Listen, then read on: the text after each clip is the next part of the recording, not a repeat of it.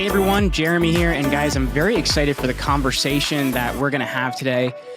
Is we really have an awesome expert. I've had the pleasure of being on her podcast a number of years ago now, and I'm excited to finally get a chance to sit down and learn from her. Our guest is Dr. Heather Stone, and she's one of the top functional medicine practitioners in the world. She has over 20 years of clinical experience in private practice. During that time, she has successfully helped thousands of women to overcome the symptoms of hypothyroidism and Hashimoto's thyroiditis. And I'm really excited to dive into things with her today. So Dr. Stone, thank you so much for spending some time with me today. Yeah, thank you for having me here. So I'm curious to find out first and foremost is, I mentioned a little bit in the introduction, but you have a very particular things that you help people with. And I'm curious what drew you to that and what made you want to help people in that way? So for me, I work with women who have low thyroid and Hashimoto's. And for me, the reason I, started going into this direction and really specializing here is because I also have Hashimoto's. And I've been down this path personally. And, that's why I went down this path of functional medicine in the first place, because I was dealing with weight issues, fatigue, and I had a lot of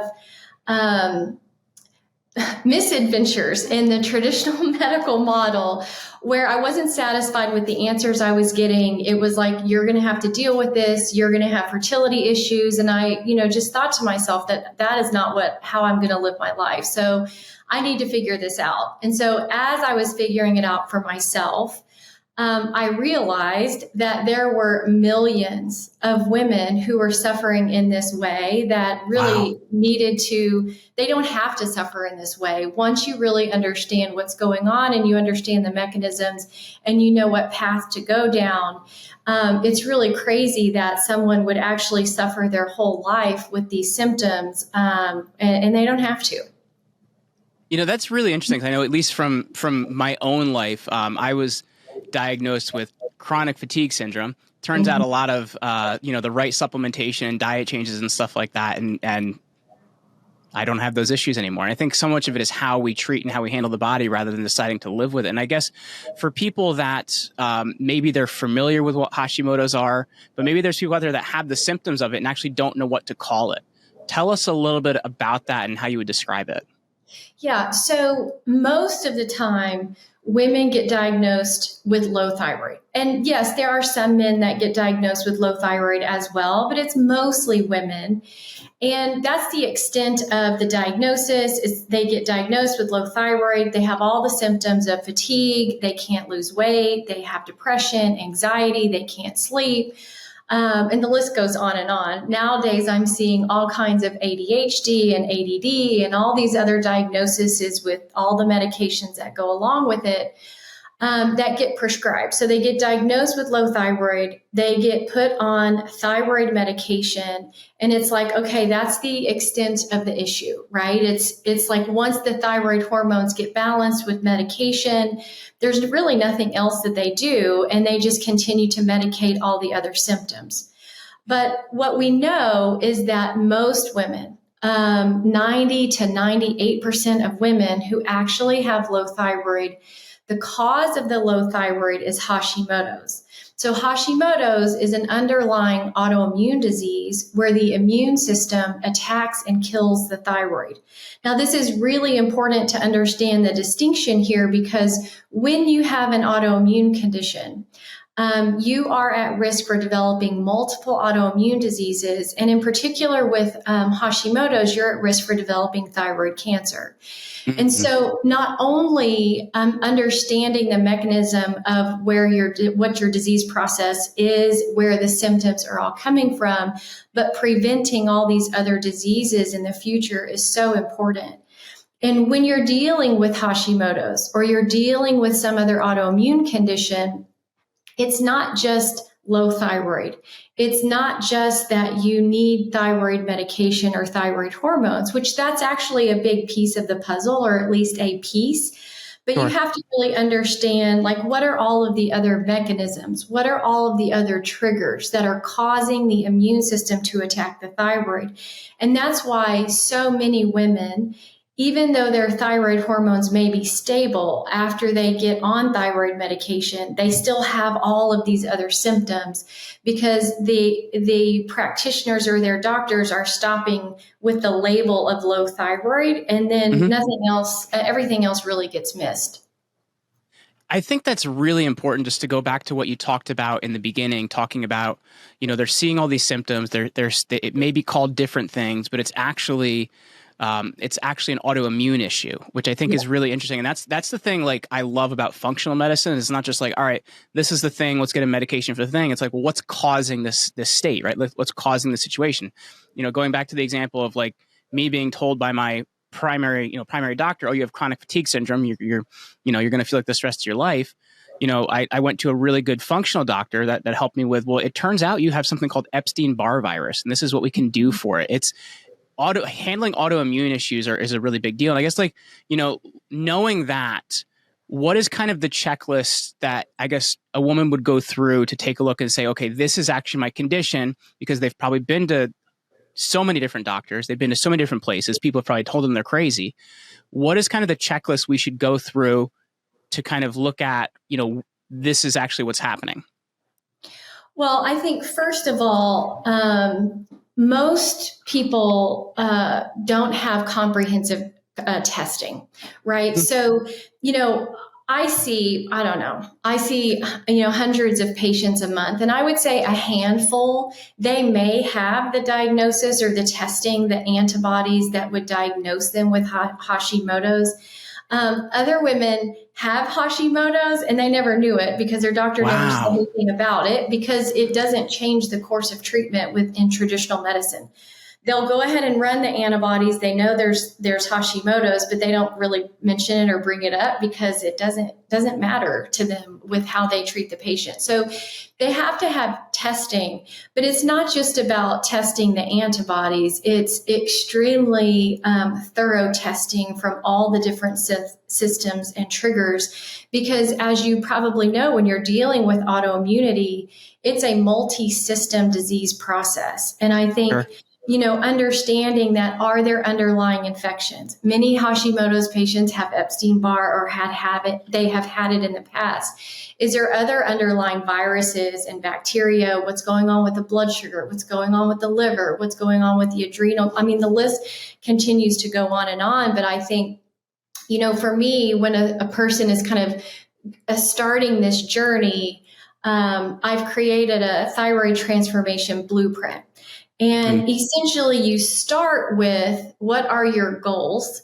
What is it that you are really trying to achieve here, so that we have a clear destination of what you're trying to accomplish. And then you have to really understand why you want to achieve those goals. What is your motivation to do so? Because that's what gets you across the finish line, if there is one, because this is a journey.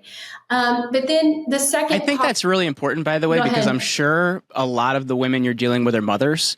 And, I just, looking at my wife and looking at my own mother, moms tend to sacrifice a lot of what's good for them for the rest of their family. And, God bless them for doing that. But I think in situations like this, you need to not do that. You need to look at what's going to get you across the finish line. What's your goal?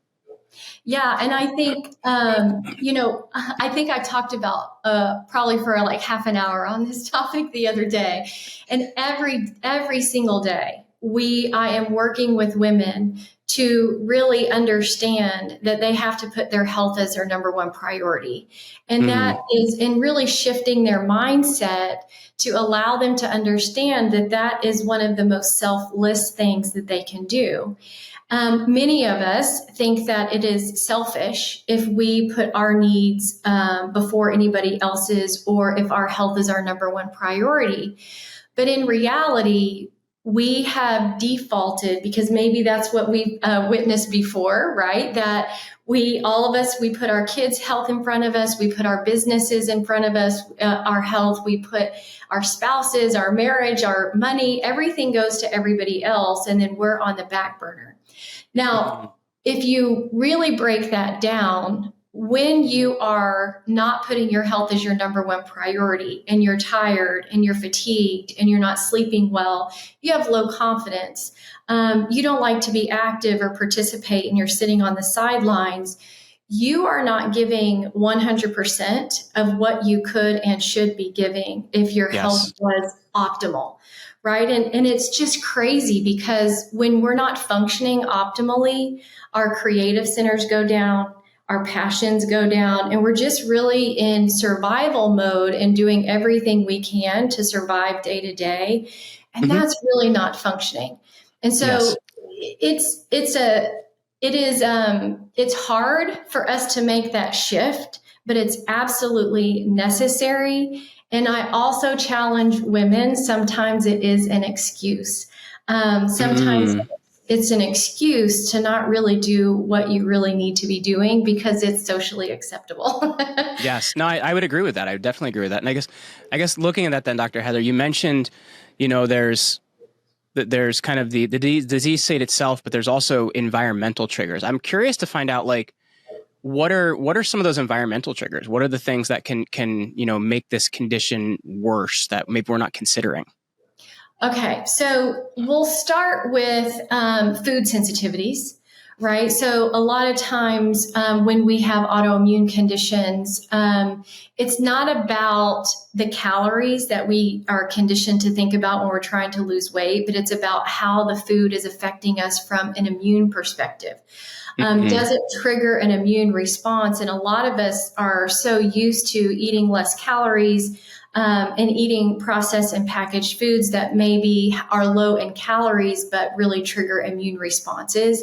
And What's an immune response for people that may not know what that is as it relates to food? Yeah. So when you eat a food that would create an immune response, it creates a lot of inflammation and it will trigger the immune system to attack, let's say, the thyroid. One of those is if you have Hashimoto's, the literature will support that it's pretty certain that you have a gluten sensitivity, right? It's not necessarily a gluten allergy where you're going to have an anaphylactic reaction. It doesn't even necessarily mean that you're going to have a stomach ache. It could mean that you have a headache or that you have inflammation or that you get tired or maybe you're not sleeping. But if you have Hashimoto's and you eat gluten, it causes an immune reaction. So inflammation, your blood sugar may go up, you may gain a little bit of weight just from eating gluten. But mostly gluten, dairy, and soy are going to be those big food sensitivities that most people have because of the quality of our food, because how our food has been grown and processed, and the chemicals that we're using in the agriculture world with our food products. So food Dr. Heather, that's really interesting too, because I think, like, and you can correct me if I'm wrong on this, because obviously I'm a novice at this stuff, but to me it would seem like the I guess food issue here might make people look at that rather than the underlying condition. Am I right? Like, oh, we're going to try and solve what's happening because of this rather than what is causing that to happen. Am I right? I think what you're saying is, well, this is what I experience with a lot of patients, is they think that food is the only thing that that's what I'm trying to say. It wasn't as eloquent as you're saying it, but yes. Yeah. Like, I will get patients who say, Dr. Heather, I've been eating gluten-free for like 10 years and nothing changed. I'm like, well, that doesn't necessarily mean that you should eat gluten, but it does mean that there's other underlying issues that are causing the symptoms. And I think that this is, we are going to get a little bit sidetracked here, but I think it's really important for us to really understand what is a symptom, right? So if you have a symptom, that's your body's way of communicating with you that something is not right. I look at symptoms like blessings because it's saying, hey, I'm giving you a warning sign before this becomes an emergency that something is going on underneath the surface that needs to be addressed. And if you're applying a solution and the symptom isn't going away, well, the solution isn't the right solution for that particular symptom, which is why testing is so important, because testing is going to give you the path on what exactly to do that will help with that underlying issue. Now, if we go back to some of those other environmental... sorry for the sidetrack. I just feel like that was an important kind of connotation to add. No, I think it's really important. So, and I could talk forever on all of this stuff. I had a patient yesterday who's like, Dr. Heather, I've been to like 4 different functional medicine doctors. I've been to countless MDs. I am not doing well at all. And I've been following, no gluten, no dairy, I don't know what else to do. And I look at her labs and her gluten antibodies are sky high. And I'm like, Wow. You're sure? Because if somebody is gluten-free, then the antibodies should be negative or non-existent. And she's like, I promise I am not eating anything with gluten. Well, you have to understand that you can go so deep here. There's cross reactivities to gluten. So, there's a list of about 30 different other foods that the body can respond like you're eating gluten, but you're not. So again, Wow. it's more testing. And like for me, I have a cross reactivity with tapioca. I can't eat tapioca because my body responds like I'm eating gluten, which it should be completely gluten-free and not cause an issue. But for me, it does. For others, Right. it doesn't, which is why it's always about digging deeper to figure out, well, what's really going on? Where are these issues and symptoms coming from? So food sensitivities are big. You also have to look at mycotoxins and mold toxins. This is really huge. That is massive. We had a problem in our house a couple months ago where we had. I guess that we bought this house 2 years ago, and I guess the bathroom had been leaking, but inside the wall, and nobody knew about it. So we pulled up the hardwood floor in the closet, and the entire floor was rotted through, and everybody had been getting sick for no good reason. Like recently, we're like, this is very strange. We had to do this whole mold remediation, and nobody's considering things like that. But continue. That's a really important point. Yeah, about 30% of the population genetically has a difficult time clearing out mycotoxins. All right. And mycotoxins are toxins or biotoxins or toxins that come from any living organism. The most common is mold. And I would say my population that I'm dealing with, because I'm mostly dealing with all autoimmune patients, I would say it's about 80% of this population that cannot clear mold very efficiently. And so I think it's almost like a silent killer. When you're dealing with mold toxins, it will trigger autoimmunity. It will cause inflammation. It can cause histamine and MCAS, if you've heard of that. It will also cause a downsizing of the brain, specifically in the cingulate and the basal ganglia. And that causes symptoms such as you'll forget words in the middle of sentences, right? Like you'll be trying to carry on a conversation, not thinking of using any giant vocabulary word, but you're like, oh, what is that word? And it's hard to pull it. And then you'll notice your friends or whoever you're talking to tries to finish your sentence for you. You know what's wild? That was the number one reason that made me look at mold, as strange as it is, because I'm like, sure, I'm not a genius, but I'm a smart and articulate guy. And I'm like, I shouldn't be forgetting words in my 30s. This is strange. And it turned out it was mold, but continue. Yeah, I myself was dealing with this also, and I was clearing it all out, and I was doing really good. And I went to teach some doctors at a seminar one weekend, and I was in a hotel that had mold in it, and there were hundreds of doctors in front of me, and I was teaching them about mold, and I was forgetting words, and it was, oh my gosh, like, oh my God, how is this happening to me right now? But it was super apparent because I had gotten it out of my environment, my body, and then I kind of went back into it unknowingly, and I was like, oh my gosh, my brain is not working. But anyway, it's forgetting words in the middle of sentences. It's hard to retain new information. So when you read a book and you read a paragraph and you're like, what did I just read? So you're going to go back and read that paragraph again. Or it's focus and concentration. And I find it so interesting. And I don't know if it's just because this is what I'm attracting with my awareness or whatever, but a lot of patients are being diagnosed with ADD and ADHD in their 40s, 50s, and 60s, and they're being put on Ritalin. And once you clear out those toxins, they're like, oh, I don't need that medication anymore. And your brain, I've actually been able to do pre and post volumetric MRIs. And you can see that part of the brain is shrinking, right? Like that's what causes cognitive decline is your brain is shrinking. And when you clear out those biotoxins and you really start to heal the body, you can see a significant increase in volume in just a 9-month time period. So that's pretty cool. Yeah. So food sensitivities, mycotoxins or mold toxins, and heavy metals are going to be some of the main environmental triggers, along with pesticides and these forever chemicals that are man-made chemicals that are hard to break down in the body. So those are a lot of the environmental triggers that we'll have. So I guess looking at that, avoid Roundup and other things as much as we can, and keep those out of our system.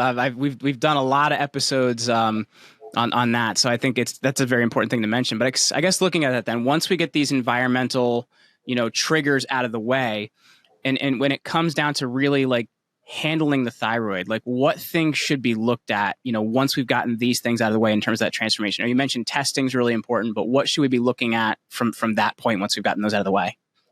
Yeah. So the other thing I do want to mention is one of the biggest triggers that I see, and the most common thing that women have issues with weight loss is insulin resistance. And I think it gets overlooked. I think we don't put enough emphasis on this.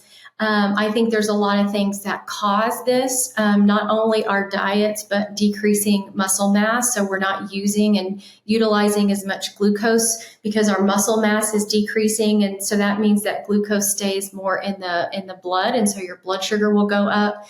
But insulin resistance and liver function are probably two huge keys to stabilizing the immune system, in addition to environmental triggers and underlying infections. Cool. So I guess knowing that, then I guess what's kind of the game plan there to like start actually handling the body, right? Like what should a woman be looking at like once we've gotten those things out of the way? Yep. So if we go back to the blueprint, so we have goals and our motivations, right? We're putting ourselves first. We can identify what we want to achieve. Then we have to do very extensive testing.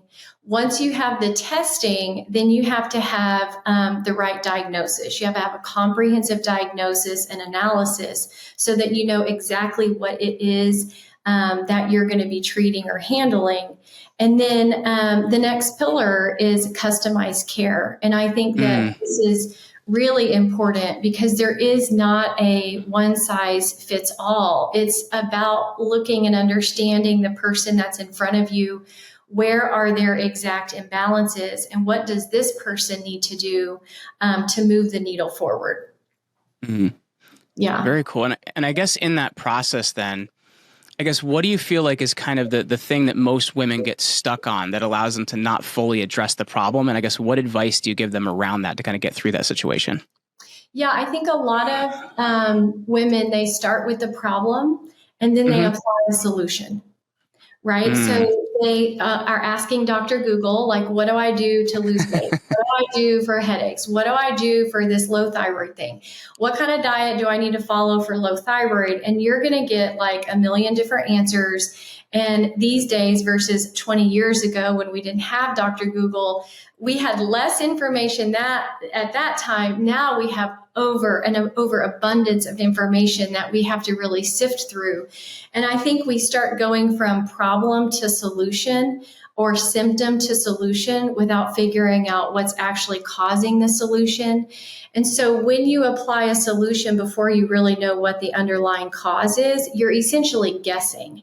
And I think so much of the frustration is that they try all these different solutions and nothing seems to be working. And so then they start to give up, they start to feel hopeless, and they start to feel like they're broken.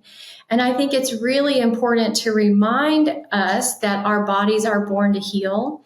We are a self-healing organism, but sometimes we need a little bit of help, or sometimes we need to remove a certain offending thing that's hindering the body from healing.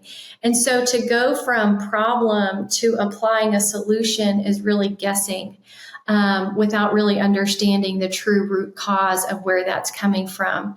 That's really the biggest mistake that not only patients I see doing that, but also other healthcare practitioners, whether they're practicing in an allopathic way where they're applying a medication to a symptom or even a nutrition to a symptom, right? Like there are, it's like, oh, I can't lose weight and I have fat around the midsection. It must be a cortisol issue. So I'm going to go take 500, adrenal supplements or oh, I have a thyroid problem. I can't eat any of the brassica vegetables because that inhibits thyroid production. And they're like, I've been staying away from all of these vegetables and nothing's happening. I'm like, well, that's probably because it's either part of the solution or not the solution at all. And so really understanding the true root cause of why you have a certain symptom. Yes. And that even if 500 people have that same symptom, it could be a different cause for each of you. And just like my functional doctor told me, your adrenal issues are because you should not be drinking 7 cups of coffee a day. Once we handled that, Dr. Heather, let me tell you, it was a game changer. Yeah, it's interesting. This whole adrenal thing, it's like okay, so let's say you have high cortisol or you have super low cortisol, and a simple fix that, supplement sellers would tell you is that you need to take adaptogens or adrenal supplementation. But the question is, well, why are your adrenal glands like that? Right? Like, Yes. well, what is really going on? What's the stress in your life? How are you dealing with the stress in your life? How much caffeine are you eating? What are you doing with your blood sugar? Like, how are you sleep? All of that stuff plays into it. And it's like, you can supplement your adrenals all day long, but if you don't look deeper to really understand why they are like that, then it's going to feel like you're not getting anywhere. I'll be honest with you. I've been like I'm closing in on 40, but I've been a big fitness buff since I was like a teenager. And I am not a huge fan of pre-workouts for that reason, because people talk about, oh, I need to take a little bit more than I took last time because you're killing your adrenals, rather than figuring out like, okay, well, how do I get myself more in the mood to work out? Like we do not treat our adrenals well as a society. It's just, we don't. No, I think that we turn and burn. That's what we do in the United States. Burn it as fast as we can for as long as we can. And then we're dealing with all these diseases afterwards. But yes, I totally agree with you. I've never done pre-workout stuff, but I've got 2 boys that are athletes. They're baseball players, and Yeah. they're big weightlifters, of course. And my oldest brings home this pre-workout. I'm like, first of all, all supplements need to go through me. Like, I don't know why you bought it. Well, I'm looking at this. I'm like, where did you get these? Like GNC, or he bought it off the, Instagram. Yeah. So let me look at it. I'm like, this is the biggest junk. I've never seen so many artificial sweeteners and colors. Like, why do they have to make it blue? And then it's just a load of caffeine. I'm like, oh my gosh, try something totally different. So he listens to me some of the time, not all the time. So at 21, there was one supplement I was using. It was called Jack 3D. It's not in the market anymore. It had a stimulant in it called 1,3-dimethylaniline that was actually banned by the FDA because people were having like these out of body experiences working out. So anyway, but yeah, I think when you're 21, I don't know. I don't think that you think through all of those things. Exactly. Well, Dr. Heather, I've really enjoyed this conversation today. And we mentioned the Thyroid Transformation Blueprint. That's actually the name of a book that you have. So where can people find that, and where can people find out more about you? Yeah, they can find that book on Amazon. So you just search Thyroid Transformation Blueprint. Also, they can go to the website thyroidtransformationbook.com, and they can download 2 chapters of the book for free. Very cool. Well, Dr. Heather Stone, thank you so much for hanging out with me today. All right. Thank you, Jeremy.